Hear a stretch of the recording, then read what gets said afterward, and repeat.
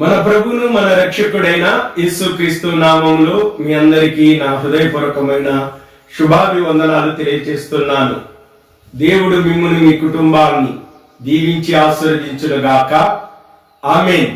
సత్యం haven ministry ద్వారా ఈ దినం మన అంశము దిగులు పడవద్దు.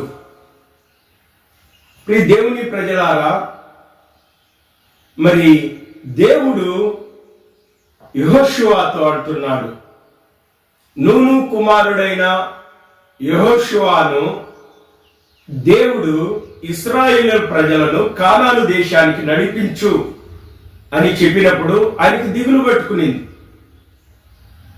ధైర్యాన్ని కోల్పోయినాడు. ప్రియ దేవుని ప్రజలారా, అందుకు దేవుడు మాట్లాడుతున్నాడు.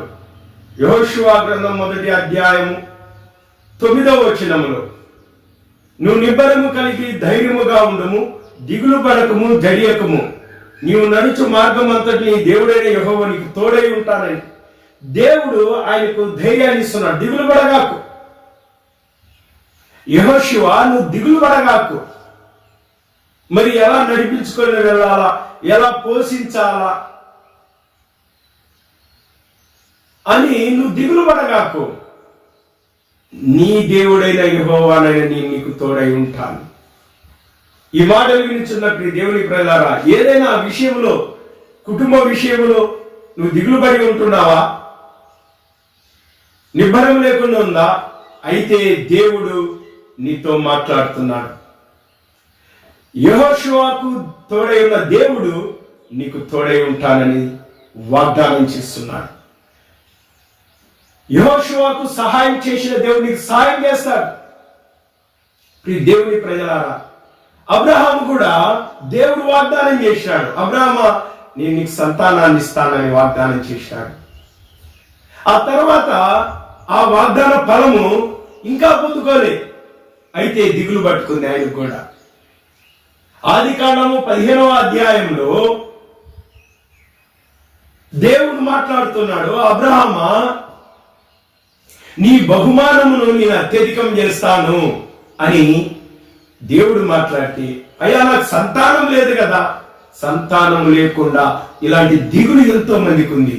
అయితే దేవుడు నీతో మాట్లాడుతున్నాడు. ఈ భూమి మీద బహుమానమును ఇచ్చేది దేవుడు. ఈ భూమి మీద మనుషులను దయచేసేది దేవుడు. గర్భఫలము దేవుడిచ్చు బహుమానం. దేవుడు ఎలా బహుమానాన్ని, ఆ బహుమానం దేవుడు ఇస్తాడు నీకు, నీకే ఇచ్చేది.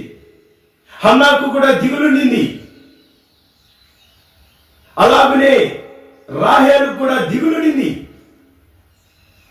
ఆ దిగులు పట్టుకునే వాళ్ళు మరి దేవుని దగ్గరికి వెళ్ళారు.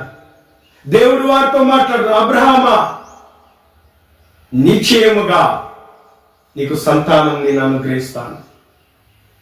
నమ్మినాడు, అది అతనికి నీతిగా ఎంచబడెను. అంతేకాదు, నీ సంతానము నేను అభివృద్ధి చేస్తాను, విస్తరింపజేస్తాను, ఆకాశ నక్షత్రముల వలె, సముద్ర తీరముల ఇసుక రేణుల వలె విస్తరింపజేస్తాను. దేవుని ప్రజలారా, యెహోవాయే మనలను పుట్టించెను. యెహోవాయే దేవుడని తెలుసుకొనుడి, ఆయనే మనలను పుట్టించేది ఆయనే. కాబట్టి ఆ దిగులు ఉంటే దేవుడు నీతో మాట్లాడుతున్నాడు. దిగులు పడగాకు. అబ్రహాము దేవుని యందు విశ్వాసం ఉంచాడు. హన్నా దేవుని సన్నిధికి వెళ్ళి దేవుని యందు విశ్వాసం ఉంచి, రాహేలు దేవుని యందు విశ్వాసం ఉంచి, దేవుడు జ్ఞాపకం చేసుకొని వారికి సంతానాన్ని అనుగ్రహిస్తూ వచ్చినాడు. దేవుడి ప్రజలారా, మరి ఒక స్త్రీ 12 సంవత్సరాల నుండి వ్యాధితో బాధపడుతున్నది. ఎంతో మంది వైద్యుల దగ్గరికి వెళ్ళి ధనాన్ని నష్టపరుచుకుంది, వ్యయపరుచుకునింది. మొత్తం సమస్తాన్ని కోల్పోయింది. ఈనాడు అనేకులు వ్యాధులతో, బాధలతో ఉండి మరి అనేకమైన వైద్యుల చేత తిప్పలు పడి ఉపశమనము కలగాక వ్యాధి అలానే ముదిరిపోయి బాధపడుతున్న వాళ్ళు ఉన్నారు. దిగులు పడగాకు. దేవుడు అంటున్నాడు, దిగులు పడగాకు, నిన్ను స్వస్థపరిచే యెహోవాను నేనే. ఆయన నిన్ను స్వస్థపరిచే దేవుడు. ఆయన నామములో స్వస్థత ఉన్నది. యేసు నామములో స్వస్థత ఉన్నది.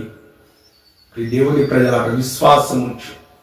యేసును గురించి విని 12 సంవత్సరాల నుంచి రక్తస్రావము కలిగిన స్త్రీ యేసునందు విశ్వాసం ఉంచి, ఆయనను గురించి విని విశ్వాసం ఉంచి ఆయన దగ్గరికి వెళ్ళింది.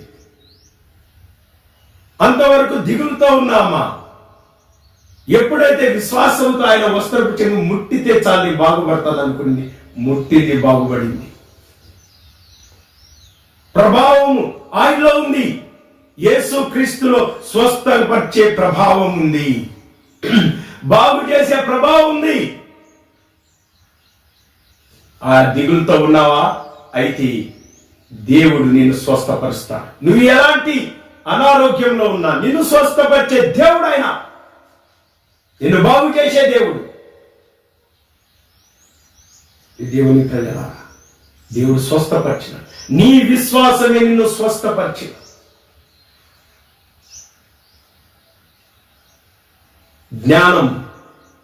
జ్ఞానము కొదువుగా ఉంటే దేవుని అడిగితే జ్ఞానాన్ని ఇస్తాడు. ప్రజలను పరిపాలించడానికి జ్ఞానం కావాలని దేవుని దగ్గరికి వెళ్ళాడు. దిగులు పట్టుకుంది.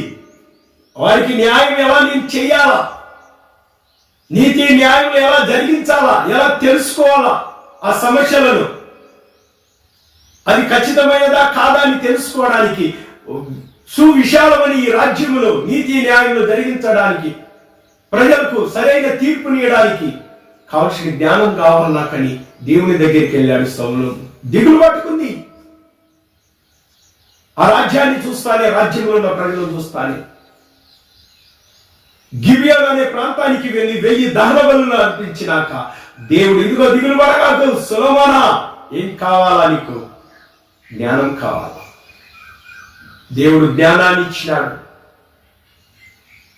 దీర్ఘాయువు ఇచ్చినాడు, పేరునిచ్చినాడు, ఘనతనిచ్చినాడు, ఐశ్వర్యాన్ని ఇచ్చినాడు. దేవుని దిగులు పడగాకు. జ్ఞానం కొదుగుందా? ఎలా చెయ్యాలా, ఎలా నడిపించాలని ఉంటే దేవునితో మాట్లాడు. దిగులు పడగాకు, దేవుడు సాయం చేస్తాడు. దేవుని ప్రజలారా, చెడు వ్యాపారాన్ని చేసి చిన్న కుమారుడు తండ్రి ఆస్తిని తీసుకున్నాడు. మరి దూర ప్రాంతానికి, దేశానికి వెళ్ళిపోయి చెడు సహవాసం చేసినాడు, చెడు వ్యాపారాలు చేసినాడు, చెడు సాంగత్యాలు చేసినాడు. త్రాగుడుకు, జూదానికి అన్ని విధాలుగా నష్టపోయి దిగులు పట్టుకుంది. ఈ దేవుని ప్రజల ఇలాంటి దిగులు ఎవరికైనా ఉందా? మంచివాడివే అయితే చెడు సహవాసం, దుష్ట సాంగత్యము మంచి నడవడికను చెరుపును, నువ్వు మంచివాడివే కానీ దుష్ట సాంగత్యము నిన్ను చెడుగా చేసేసింది. నీ జీవితంలో నీ ఆస్తిని పోగొట్టుకున్నావు, నష్టం చేసుకున్నావు, నీ జీవితమే నష్టమైపోయింది అని దిగులుతో ఉన్నావా? ఇదిగో ఈ చిన్న కుమారుడు కూడా దిగులుతో ఉన్నాడు. దుర్వ్యాపారం చేశాడు, స్త్రీలకు ఇచ్చినాడు, దుర్వ్యాపారం. దేవుని ప్రజల దిగులుతో ఉన్న ఈ చిన్న కుమారుడు బుద్ధి వచ్చినప్పుడు, పందులు పొట్టు తినడానికి కూడా, ఆకలి తీర్చుకోవడానికి ఆహారం లేదు, నష్టపోయినాడు అన్ని విధాల. ఒకవేళ నువ్వు నష్టపోయినావా ఆరోగ్య విషయంలో గాని, మరి ఉన్న పరిస్థితులను బట్టి దిగులు పట్టుకుందా? అయితే గర్భఫలం లేదని దిగులుందా? సమస్యలు ఉన్నాయని దిగులున్నాయా?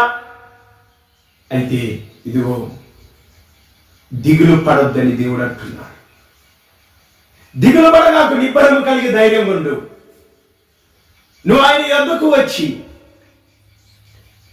ఆయన మాట విని నువ్వు చేసిన తప్పును ఒప్పుకుంటే చాలు. ఈ చిన్న కుమారుడు ఏం చేశాడంటే దేవుని దగ్గరికి వచ్చాడు, ఆ పరమ తండ్రి దగ్గరికి వచ్చినాడు.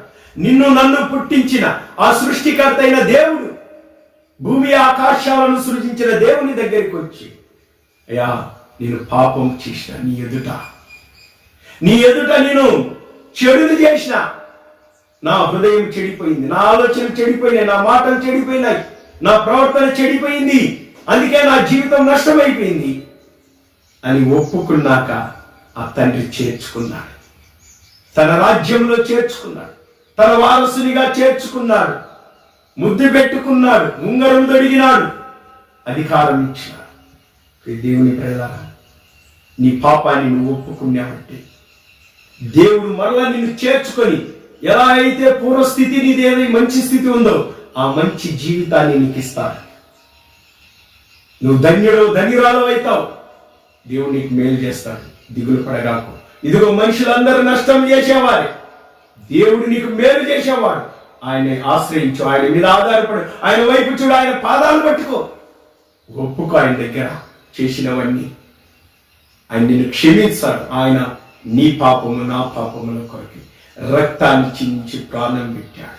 దిగులు పడగాకు. నీ పాపమంతటిని క్షమించి తన బిడ్డగా సొత్తుగా నేను చేసుకుని రాజ్య వారసునిగా చేసి నిత్య జీవాన్ని ఇస్తాడు. అట్టి భాగ్యము ధన్యత దేవుడు మీకు అనుగ్రహించునుగాక. ఆమేన్. అందరికీ వందనాలు.